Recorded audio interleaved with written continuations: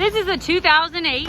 This is lot 1131, a GMC Sierra. It's got an extended cab, a short bed, another municipality consignment, driven in, runs and moves, just came off the road. They're just updating their fleet.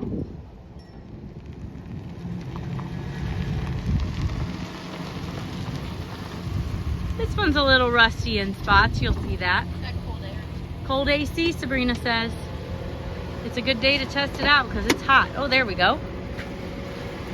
Back door opens. And I believe this is a two-wheel drive as well. Let's see if we can get that. 263, 859 on the odometer. It is a two-wheel drive.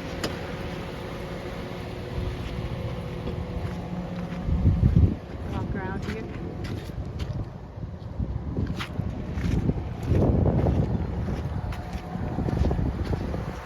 All the doors open. That's saying something. Usually back door gets stuck. And